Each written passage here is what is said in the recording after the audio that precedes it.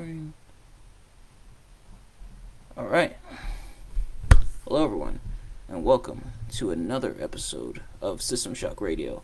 I, as always, am your host, Nigel.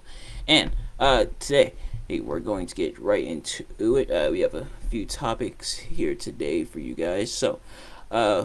But first things first, before we begin, just a couple quick announcements. Of course, as per usual, next Sunday is Nigel Dixie's Tales from the Labyrinth. And as I previously announced, we'll now be doing that on Instagram Live rather than Facebook Live on the Nigelverse page. So if you haven't followed that page on Instagram already, I will link it in the comment section or on my timeline, so you can go ahead and give that a follow so you can stay up to date with that.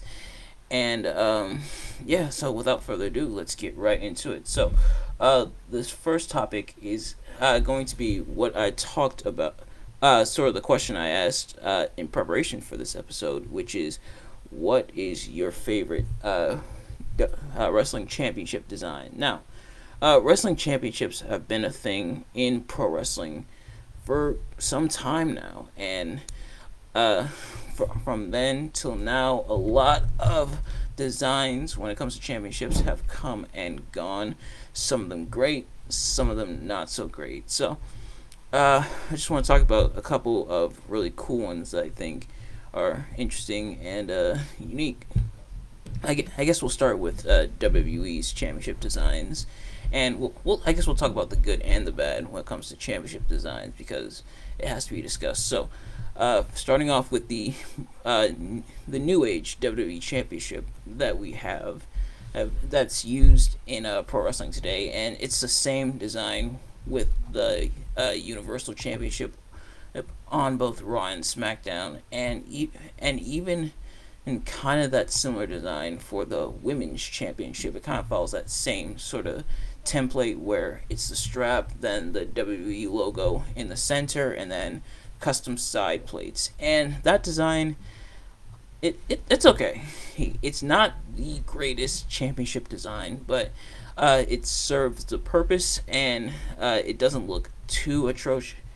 I think the only time it really looked kind of or in some people's cases bad, was the original Universal Championship design, the red one that was used up until 2020, before it was brought to SmackDown, owned by actually before that, and I believe basically when Bray Wyatt brought it over to SmackDown, which actually, yeah, it was in 2019. And the reason I remember this is because both Bray Wyatt and Brock Lesnar were champions at the time, and Brock pretty much brought the WWE Championship to Raw, so Bray brought it to SmackDown. Still sad that Bray got released, but that's a topic for another time. But so there's that design. Of course, the Women's Championships are pretty much the same, like I said, except we got the white strap instead of like the black strap or the blue strap or the red strap.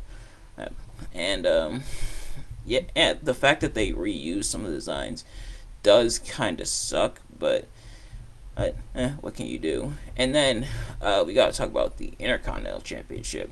If this isn't the old design that they had up until 2019, now there was, of course, the sort of classic, but it's kind of new sort of design that Cody Rhodes introduced when he was Intercontinental Champion back in 2011. Now, this one was brand new. It was introduced by, I think, either Shinsuke Nakamura or Sami Zayn when they were Intercontinental Champion. And this title honestly looks so good. Like, you talk about love at first sight. This has always been a really good looking title. Even if it's a modern looking title, it's still really good looking, in my opinion. And especially with like the globes on the sides, it's on the opposing sides, those look really good. So good stuff all around. And then the new United States Championship, compared to the old one, this one I kind of have a love-hate relationship with. On one hand, I do kind of like the design. It kind of looks it doesn't look as like boxy as the other one, which it worked for the other one, but this one, and I do kind of like how it curves down. But at the same time, the fact that there's the star area, but it's just gold, and that there's no blue in that area because United States Championship and all that. I think having blue in that area would make the title a lot better. And here, and it was introduced last year by MVP, but here we are still no blue, and it does kind of suck. It's not enough to turn me off too much from it, but I do wish it looked a little better. And then the tag team title designs, it pretty much is the same design, and except red for of course Raw, blue for of course SmackDown, but it's also a derivative of the previous design where it was like copper with the black strap, and this design I don't hate it, but at the same time I don't necessarily love it. I'm not too like over enthusiastic about it, if that makes sense. But then meanwhile in other companies like AEW, man, that AEW World Championship, ooh, it looks so good. I absolutely love that World Championship design. It looks like a World Championship, which is fantastic, and I absolutely love it. Like sort of the old type designs for it, and all the little intricacies and details of it just look so good. So a lot of championship designs. Those are just a few of the ones I want to mention. So of course the question is, what's your favorite championship design? Now, the next topic we're going to move on to, who is actually going to be a bit of a story, and this story, I'm surprised I haven't told on here yet, but this was my first and so far only school fight. Now, of course, there's a lot of people who, for some reason, love a school fight. Me personally, I've never been a big fan of them, and I guess that's why I've only ever been in one. Now, growing up, my parents taught me and my younger sister that if someone hits you, you hit them back, and I feel like that's how a lot of people were taught. And meanwhile, some other people may have been taught that you go tell someone, and you try to defuse the situation. Now, which policy do I follow nowadays? It's kind of in the middle. If I can de-escalate the situation and avoid the fight, I will. I will try my best. But if I've exhausted all other options, then I may have no choice. And if they swing on me, I have no choice. It's like I gotta defend myself. And but also if they like swing on my family members or friends, automatic help them out, unless they were asking for it, I guess. But that's a topic for another time. But so this took place back in I don't even think it was middle school yet. It was like 5th grade, and now I fought 2 people.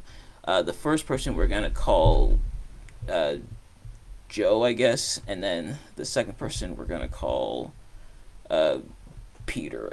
I guess these aren't their actual names, but these are just placeholder arbitrary names. And to show you how long ago this was and how pointless all this was, I legit don't even remember what we were fighting about. I know it was self-defense, and it's on my part because that's just how it was growing up. But I don't even remember who started the fight. Don't remember why we were fighting.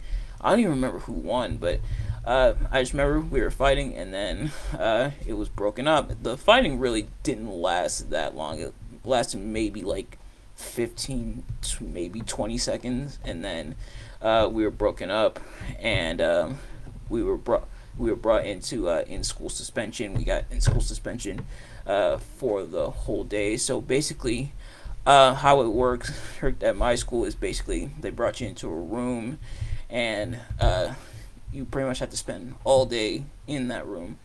You did homework, you did classwork, stuff like that, and you weren't supposed to talk. It was pretty much like an all-day sort of detention, and yeah, that was really the only time I ever fought.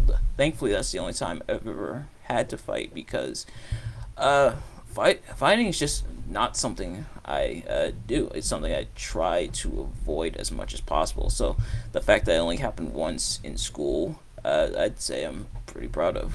But anyway, next we are going to move on into talking about the Batman Arkham games. Again, something else I'm surprised I never talked about on System Shock Radio because I absolutely love the Batman Arkham games.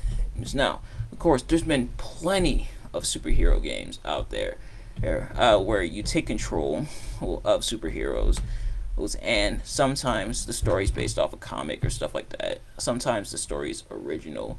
With Arkham Asylum, or any of the Arkham games, it's kind of a mixture of the two. So the story for the most part is original, but what makes it so good, I feel like, is it feels like a Batman story. It feels like what you would do as Batman. So there was 4 games that were released in the Arkham series. There's of course Arkham Asylum, then Arkham City, then Arkham Origins, then it concluded with Arkham Knight, and basically it was basically the premise of a lot of these stories were taking down some of Batman's rogue galleries. But the villains switched up from time to time. So, of course, the main villain for the first Arkham game, Arkham Asylum, was the Joker, naturally. It's not a Batman game without Joker, and Joker actually showed up in all 4 Arkham games. But Joker pretty much takes over the asylum, and you have to stop him. But then with Arkham City, the main villain is Hugo Strange, who runs Arkham City, and you pretty much have to stop his evil plan to basically kill off all of Gotham's criminals, because of course Batman doesn't kill. And it turns out he's working with Ra's al Ghul the entire time, or Ra's al Ghul. I've never been 100% sure how you pronounce it. I believe it is Ra's al Ghul.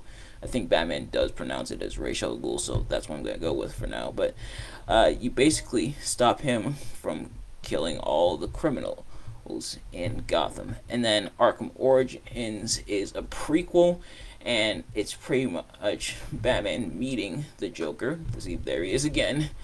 And Joker is of course featured in Arkham City. He actually dies in Arkham City after taking the toxin, and the venom formula toxin that makes him super buff like Bane.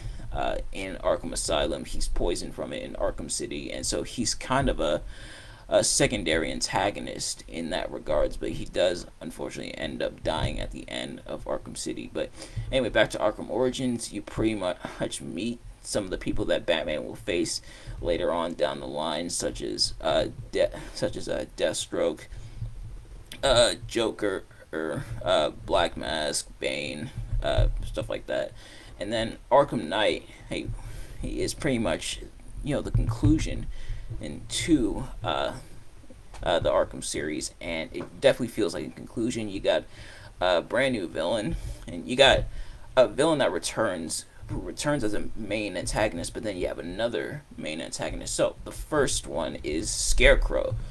So of course Batman exposed to his fear toxin, and he deals with that throughout. But then the Arkham Knight, this mysterious guy who shows up on the scene, who seems to know just about everything about Batman, and Batman has to take him down, but also try to figure out who is this guy. And it's revealed that, and the spoilers coming up. So if you haven't played it, I suggest you click off now. Spoilers, it's Jason Todd. And Batman takes him down. He becomes Red Hood. Actually ends up coming to Batman's aid when Scarecrow tries to take him out. But yeah, it's a lot of fun, a lot of interesting stories. And the main crux of the Arkham games, what makes them so fun, is the gameplay. So, of course, Batman has a lot of his utilities and gadgets that he uses, such as, of course, the Batarang, the grapple, line launcher, stuff like that. But there's also various puzzles strewn throughout, different ways to get situations. and Batman has to figure that out. Of course, Batman, considered the world's greatest detective. That's how he's been billed as. So, of course, in the Arkham games, you do some detective stuff, and it's really a lot of fun to figure stuff out. And there's a lot of replay value. There's different criminals you can take down, especially Riddler. Oh boy, the Riddler! Don't get me started on him. But there's different things to do. There's different tasks and challenges and everything. And of course, by the time we get to Arkham Knight, we have the Batmobile. Oh, and the Batmobile. Oh, you use a lot of stuff for it, for better or for worse. And yeah, just a lot of fun, a lot of interesting stuff throughout, and I absolutely love them. I just finished Arkham City not too long ago, and probably gonna start Arkham Knight at some point. I mean, but yeah, just absolutely in love with the Arkham series. Such innovation. Of course, it's got the free flow combat and everything. And just a lot of fun. And so, if you haven't already, I do suggest you guys give it a play. But next up, we're going to talk about the Gaddy Ward trilogy, and I may have to rush through these next two topics because I believe I am almost out of time. But the Gaddy Ward trilogy, the fights of the century, as they were called. Of course, Arturo Gaddy versus Mickey Ward. Some of the most brutal, most vicious fights you will see. A lot of blood, a lot of hard hits, hard knocks, all that good stuff. Both men definitely earned their stripes, pretty much cutting the ring in a quarter. Now, boxing rings can sometimes be pretty big, and the fact that these two guys were in close combat with each other the entire time, just going at it, man, it was a lot of fun to watch and experience. It's some of my dad's favorite fights, and both men definitely earned a lot of people's respect. They were the battles. There were three of them. They were exciting. They were hard hitting. They were lots of fun. They were definitely called fights of the century for a reason, and I believe they lived up to those names. So check those out. Out there is a bit of blood and gore, but other than that, they're fantastic fights. And my final topic, and then I'll let you guys go from here, is going to be stepping out of your comfort zone. So, what happens when you step outside of your comfort zone, where you move into unfamiliar territory? A couple things. Now, I'm someone who's had to step out of my comfort zone a couple times, and I found that when I stopped doing the norm and instead tried something new, sometimes it worked, sometimes it didn't. But each time was a learning experience. I learned a little bit more about not just what I was doing, but about myself as well. And sometimes when you step out of your comfort zone, which can be a little scary sometimes, sometimes when you step out of that comfort zone and move into something new, it can be an exciting experience. You find yourself learning and growing as a person when you step out of your comfort zone. And I decided to research some benefits of stepping out of your comfort zone, and you get to grow and discover your sense of self, learn more about who you are. You can be more productive sometimes because now you moved out of your own comfortability, and now the uncomfortable becomes comfortable, and the unfamiliar becomes familiar to you. You grow your confidence. You become more adaptable. You can switch things up and change on the fly. So, stepping out of your comfort zone, it's scary, but sometimes it's necessary. Sorry, I just have to fly away. But sometimes it's scary, but it can work out. And you can learn more about yourself, about what's going on around you. But, ladies and gentlemen, that is going to do it. Thank you all so much for watching and tuning in. And remember, next week we're going live from Instagram and on the Nigelverse for Nigel Dixie's Tales from the Labyrinth. We're going to be reading some poetry, having some fun doing that. And, of course, episode 50, the big episode 50, is going to be talking about the O.J. Simpson case. So stay tuned for that. Thank you all so much for watching, and I will see you guys later. Peace.